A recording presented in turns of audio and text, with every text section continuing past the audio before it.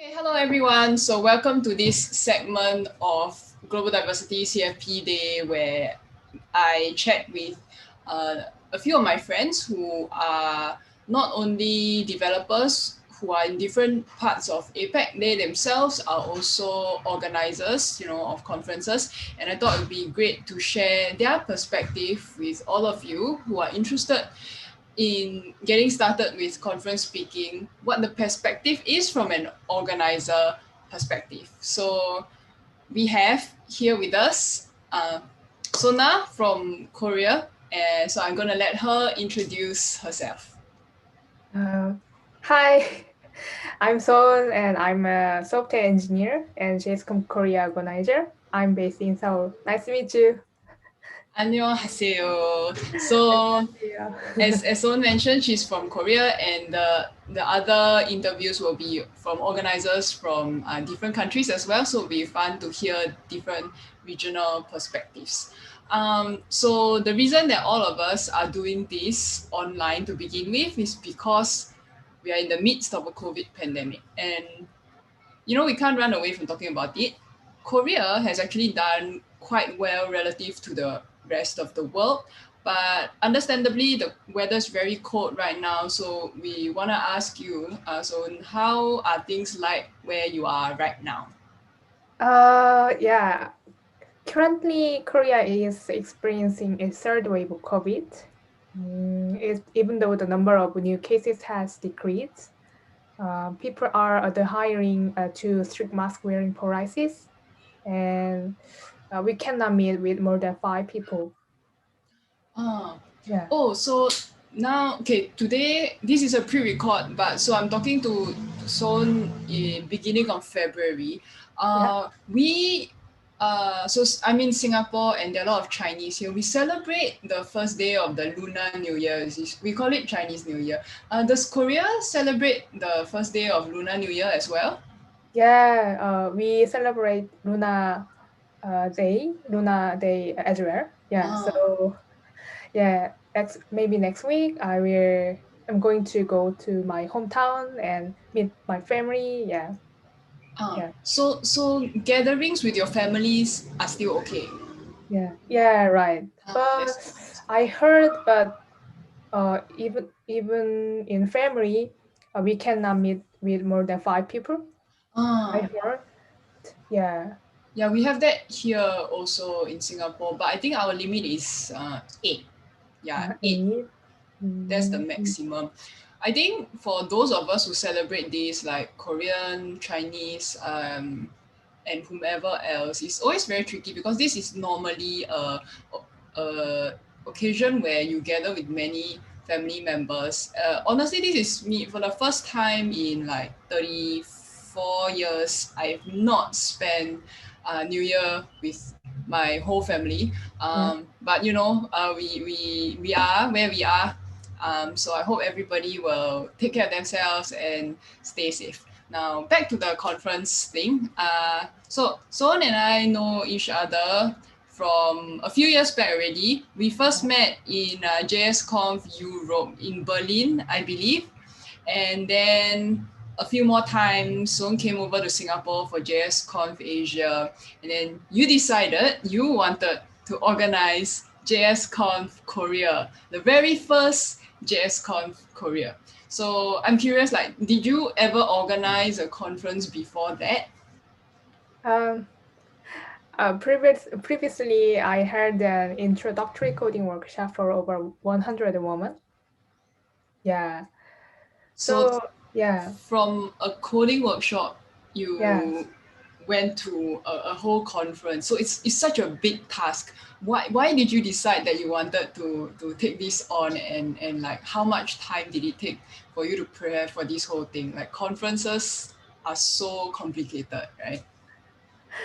yeah. So after hosting coding workshop, I had desire to create an inclusive conference to show people that JavaScript can be an enjoyable coding experience.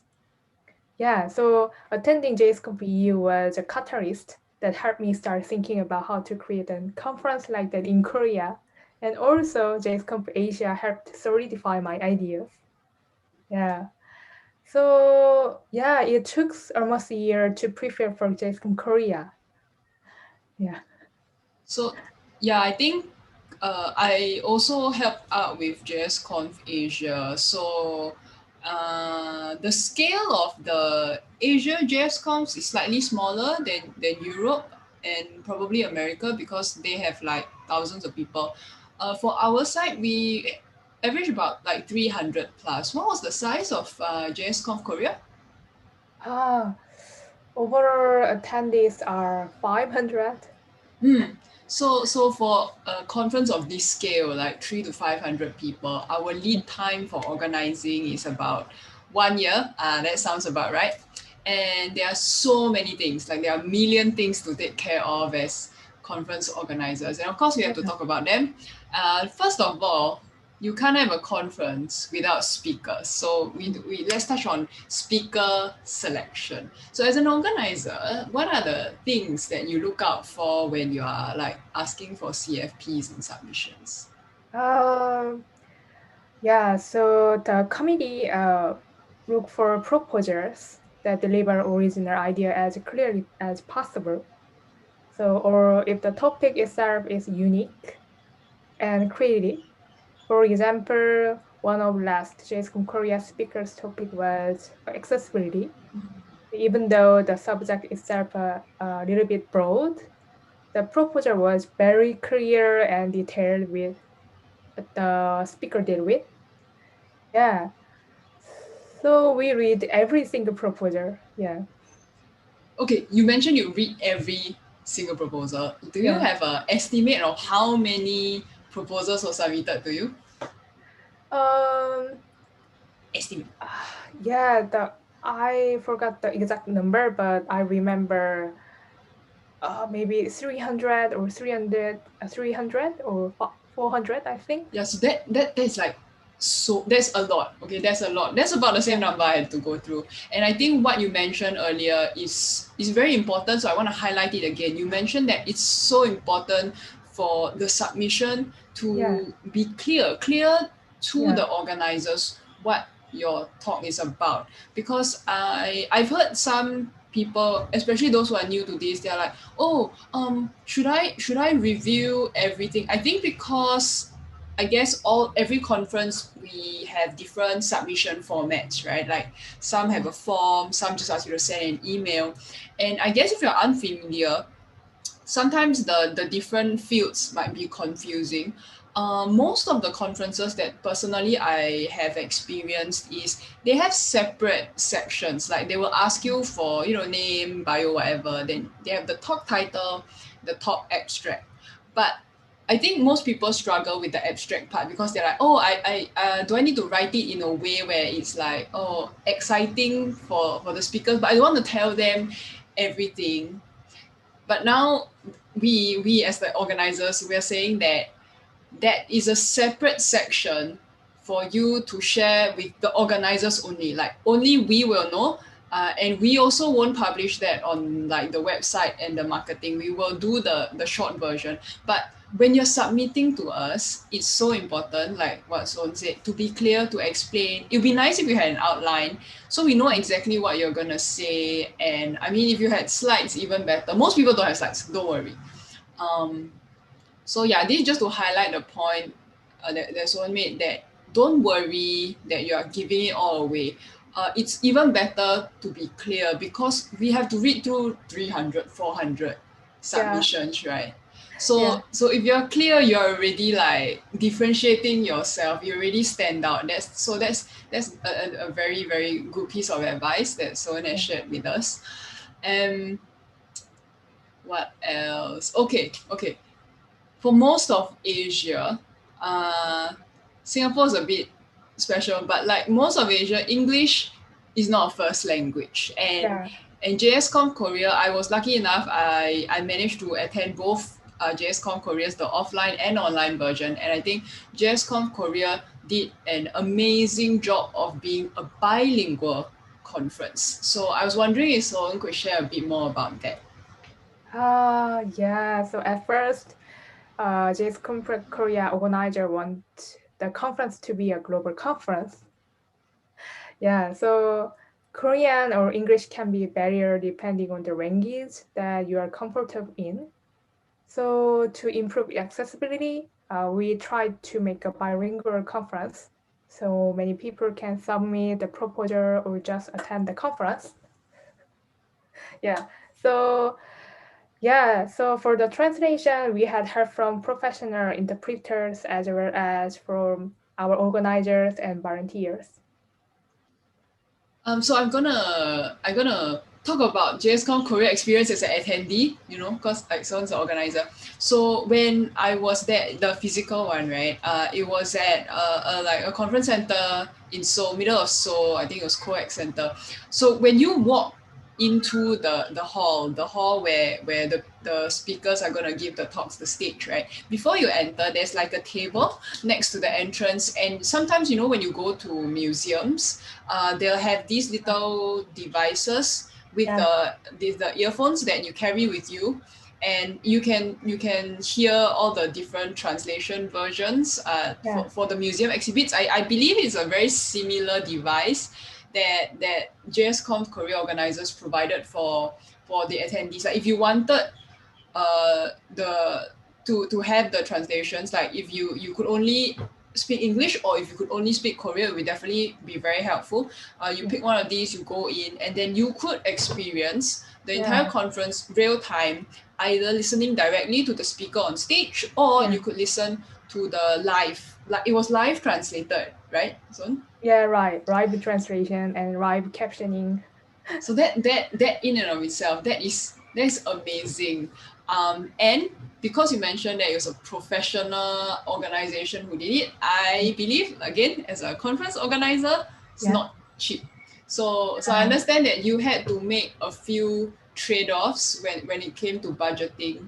yeah. FYI, for those of you who've never organized a conference before, budget is the biggest headache. Guys, if you want to organize a conference, be good at accounting. But anyway, I was wondering, so what did you have to sacrifice for this translation experience? Yeah. So, translation all day. The fees was super expensive. So instead of supporting the coffee or food, we use the budget for translation. Yes. Yeah, so sometimes people ask me why there is no coffee in the conference. So sorry about that. Sorry about that. We are prepare next time. So yeah, Yeah, but like at the end of the day, again, like I mentioned earlier, it's about balancing. And yeah, personally, for me, right, like I can't speak Korean fluently. So if I were to attend JSCom Korea, I would 100%. I would pick having live captions over the coffee any day. So I, as an attendee, say 5 stars, best decision. yeah. So yes, JSCom Korea, Oh, thank you so amazing. much. Um, so what I mentioned earlier, that was 2019. So that was the in-person version before everybody knew what COVID was. Last year, Yeah. 2020, COVID year, and so many conferences got cancelled. But JSConf Korea chose to go online. So you're one of the few who organized again, did it online. So I was wondering how that was like, the difference between doing it in person and then doing Mm. it online. Like what were the pros, what were the cons, and your experience for both? Yeah. So online conference help the organizers save cost on venue rental fees and allow anyone to join through the internet. But one negative thing is that attendees are not able to meet face to face and to inspire each other and make friends. It was so sad.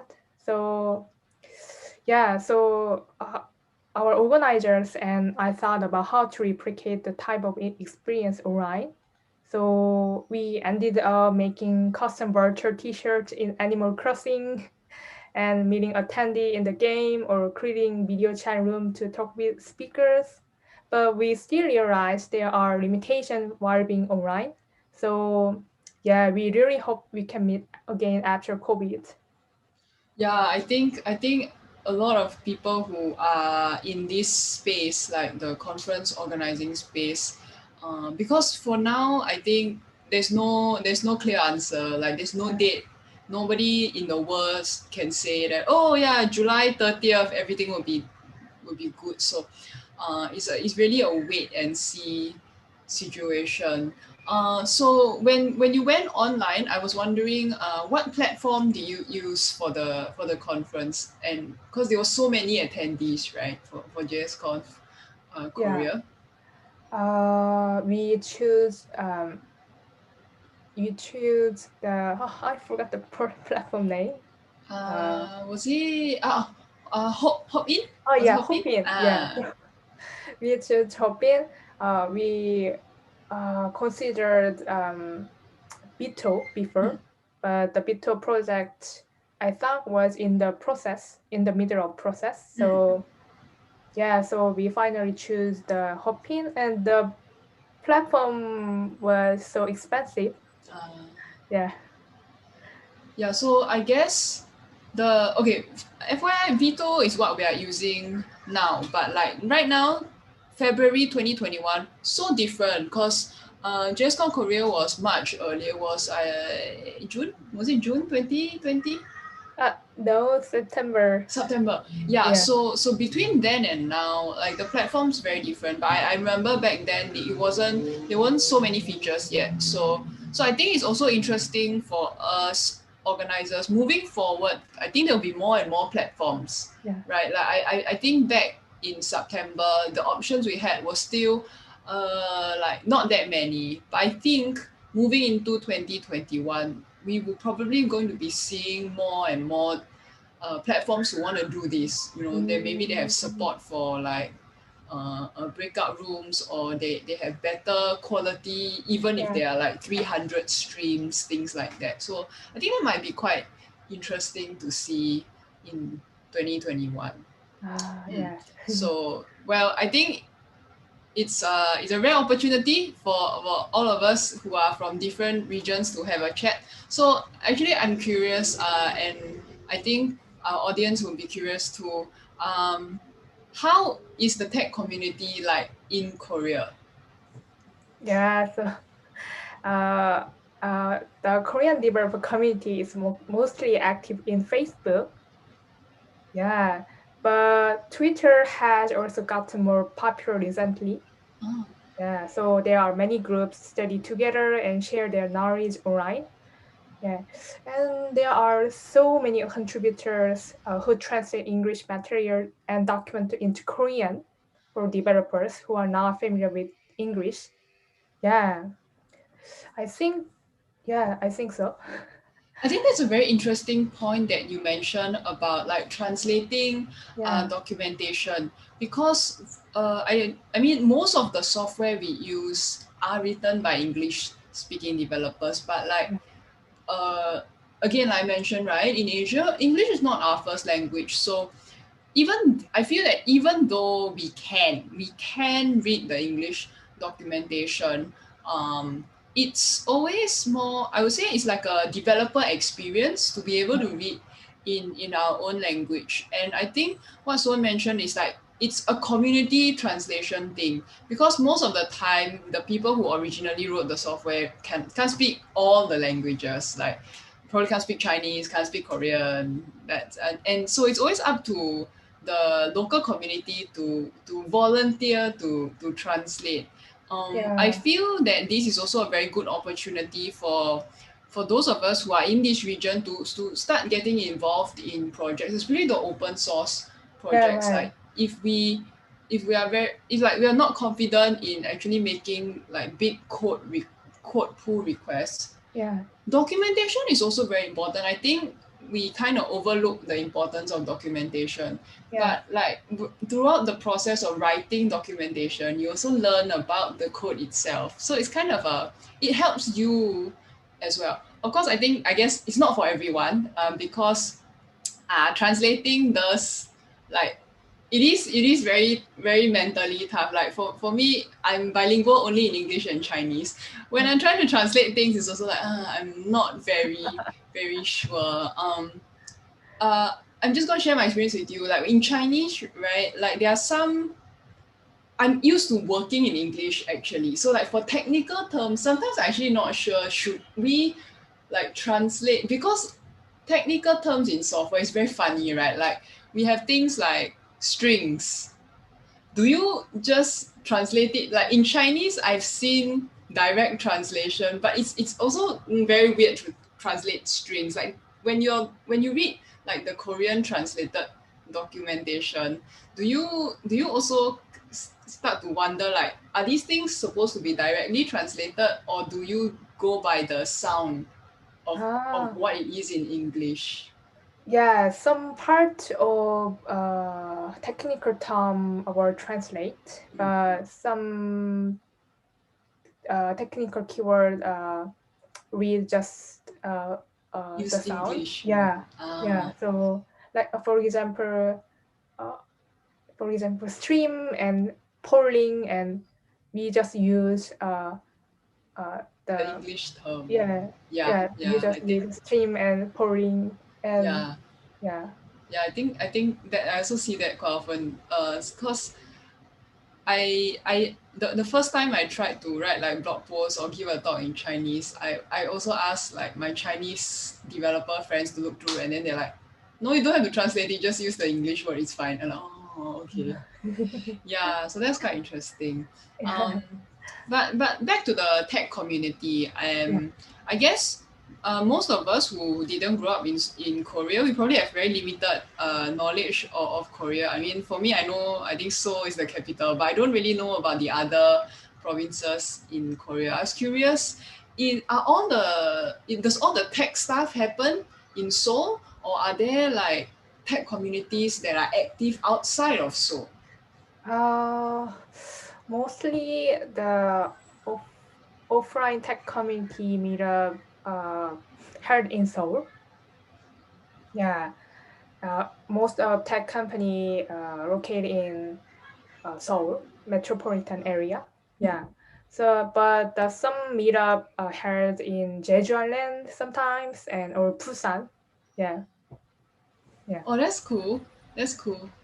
Well, I think a tech conference in Jeju Island would be very, very, very fun for people who go to the conference and then like, I will also go and visit Jeju Island. That sounds Oh, great.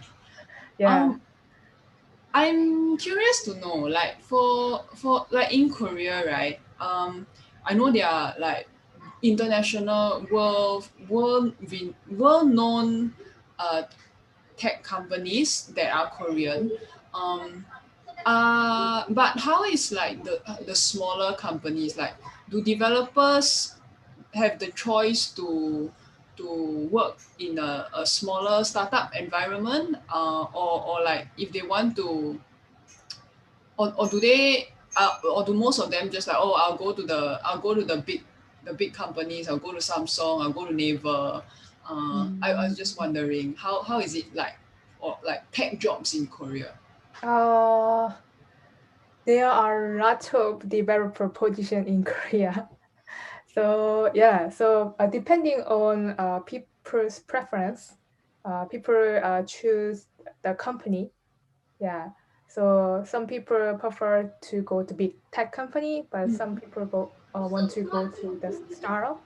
Yeah. Also in startup in Korea, there are lots of companies well organized. Yeah. So especially we can run technology as fast as possible. Yeah. So yeah. So there are lots of tech scene in Korea. Yeah. Because the few times I've been to Korea, and I think most people who look into it, they'll know that like Korea's internet speed is like I want to say it's like number one in the world. Like Singapore doesn't even have such fast internet speeds. Um, how One more thing I was thinking is like, is there a how should we say, language preference in terms of programming languages? Like for example, I feel that in Singapore, recently it's, if you are in web, like if you're a lot of products are on the web, right? And there's a lot of demand here for JavaScript React developers. I would say about maybe even 8 to 10 years ago, it was Ruby for a while. Now Ruby is not as popular. I was wondering if you could share a bit of the trend in Korea, like what is in demand in Korea. Yeah, in the backend side, most frequently used language is Java. Java, okay, Yeah, okay, Java okay. and Spring Framework. But I heard Kotlin and Golang and these popular language. And yeah, in front-end side, React and Vue are popular, library. Yeah. Yeah, I think the front end is quite like across the world. It seems that the front end trends are quite standard. But I think the backend languages are interesting because like you mentioned, Java is one of those things that never like it's not super popular, but it's always there. Like if you can do Java, there will be a job for you somewhere. So I thought that's quite interesting. Um, Back to the community side of things. So other than conferences, what about the smaller events like meetups and everything? Are these like very regular in Korea? Yeah, there are lots of technical meetup. Yeah, tech meetup. So, for example, Golang meetup and Ruby meetup. I forgot the Ruby meetup. Yeah, and also, also there are lots of conference like PyCon Korea and also also C plus plus Korea and Oh, C++ conference or yeah, meetup. Oh, yeah. that's interesting. That's interesting. And Mhm. DevOps Korea. Yeah, DevOps. yeah. And also there are lots of small meetup and conference like a GraphQL Korea and React Korea and functional programming. Yeah, Korea. Yeah.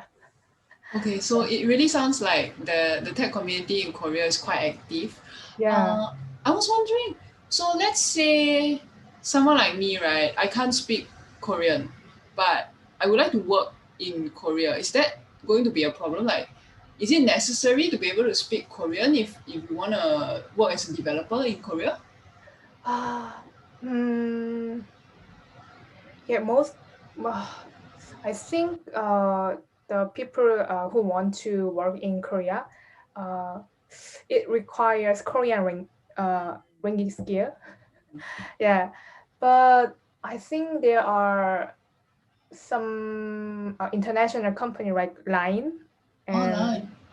and I forgot the name of the other companies, but there are some few companies which can speak English in the workplace. Yeah, I see. yeah, Yeah, that's a I think that's a good thing to know as well because um I would think again like Singapore is an exception because English is the main language, but my understanding from my Japanese friends also is kind of similar. It's like you can try, but if you don't speak Japanese, it's gonna be very hard. I won't say it's impossible. Like if you cannot speak Korean, I don't say it's impossible, but it's gonna be very hard. So I think there's always something to keep in mind. Yeah. So thank you so much, Soeun, for sharing your thoughts as a conference organizer and sharing with us how the tech community is like in Korea. I think it's been very insightful and thank you so much for your time. yeah. So also thank you for having us today's today's event. Yeah.